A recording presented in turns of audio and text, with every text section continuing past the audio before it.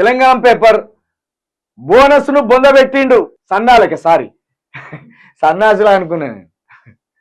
బోనస్ను బొందబెట్టిండు.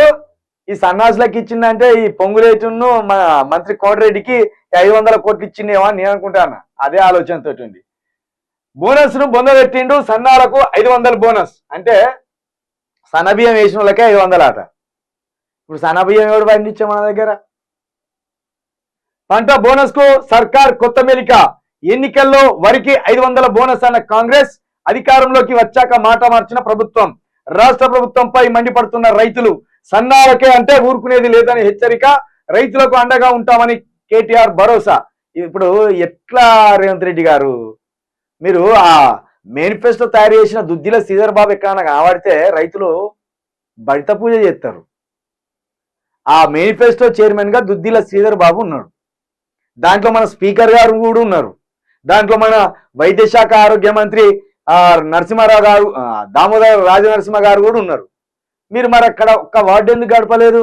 ఇది సన్న బియ్యంకు మాత్రమే ఈ బోనస్ అని ఎందుకు గడపలే అక్కడ ఎందుకంటే ఆడో లొసుగు పెట్టిండ్లు.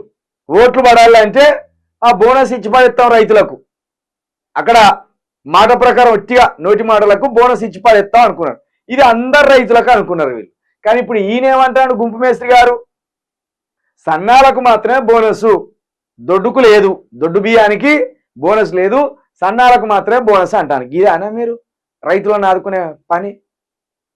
రైతులను మీరు కుట్రపూరితంగా దెబ్బ కొడతాను. మీరు రైతులను చాలా పథకం ప్రకారం దెబ్బ కొడతాను. మీరు వాళ్ళ పొట్ట మీద కొడతాను.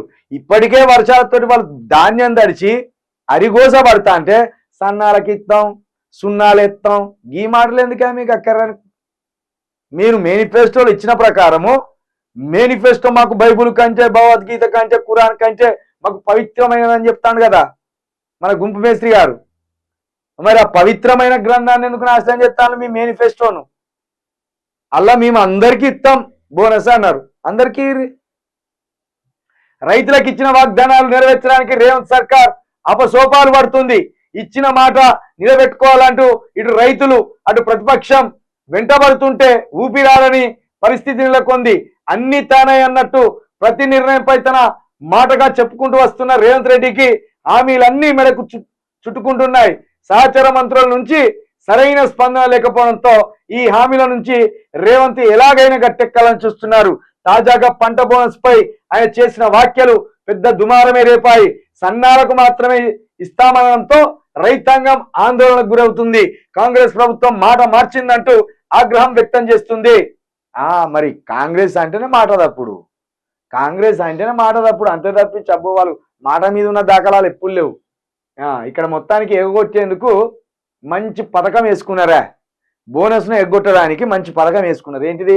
సన్నాలకు మాత్రం 500. మన దగ్గర సన్నాలు ఎవరు వేయరు, దొడ్డు బియ్యమే ఎత్తారు మన దగ్గర.